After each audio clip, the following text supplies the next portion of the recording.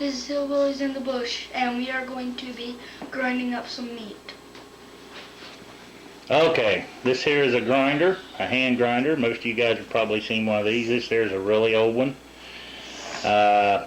We rigged a motor up to it because grinding this stuff by hand, if you're grinding a whole deer or a beef, it can get pretty tiresome on the arm. When I was a kid, we ground everything up by hand. We didn't have a motor hooked up to this. This is a hospital bed motor. This is to raise hospital beds up and down. And it has a gearbox on it, and it turns real slow. Had a little mechanism down inside this little gearbox that would run the motor forward, it'd trip, and then back the motor back up. So we had to disengage that, and what we did was wired it into a switch so that it would go forward and go in reverse if we got a jam. And there's one thing you don't want to do is stick your hand down in that right there. Not that I've done it, but I've had it nip me or bump me a couple times, and it'll scare you. But what we're planning on doing is getting out some meat. Alex is going to cut it up into smaller cubes, and I'm going to start grinding. I'll be back in a bit. By the way, this is not the grinder that we used as a kid. When I was a kid, we actually wore that one out and got this one, and we had processed quite a bit of beef and pork through this one.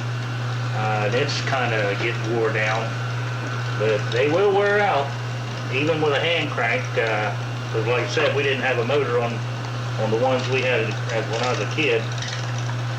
Tried grinding 300-400 pounds of hamburger by hand, and you'll see how fast your arm wears out. Of course, I have two older brothers and a sister and dad, all of us.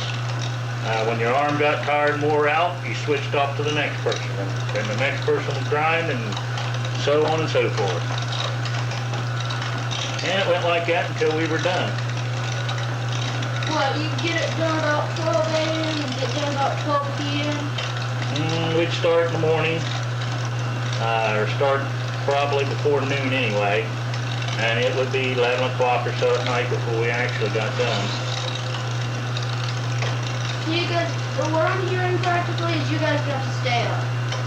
Well, we got to stay up if we wanted, or we could have went. I was real young, but as I got older, you had to stay there till it was done. You couldn't stop.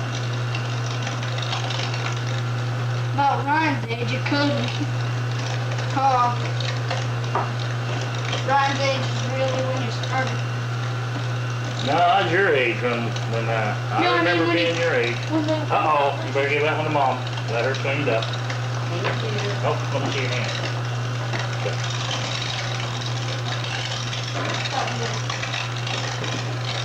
Now this grinder, since it is kind of wore out, you'll see how it's kind of squishing the meat out.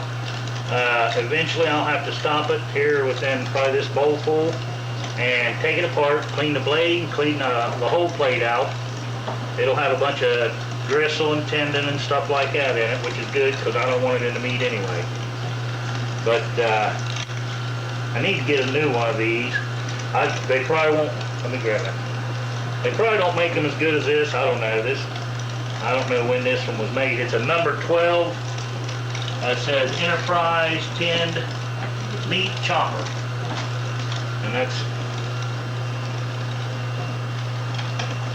about all it's got on. It's got a patent number over here. But this adapter we made right here was made loose just in case it wasn't perfectly center line, and that way it wouldn't put a bunch start grinding on this hub right here. It's kind of like a drive shaft or a universal joint. I can take this adapter off, take the motor off, put the handle back on. Nothing on the grinder was modified. Everything this adapter back was modified, but nothing on the grinder was modified. If we don't have electricity, we can take that out, put the hand crank back on, and keep on going.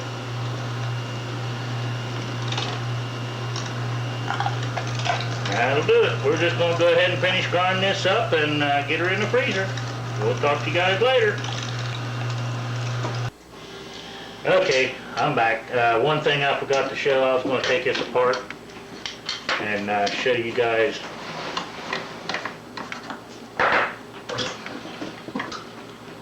This is a shell plate.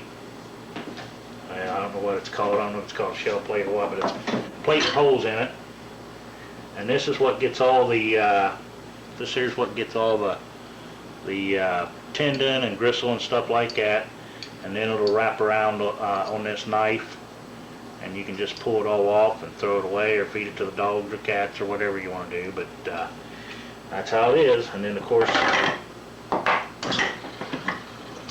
to get it apart, pull it out, and this is what the grinder looks like.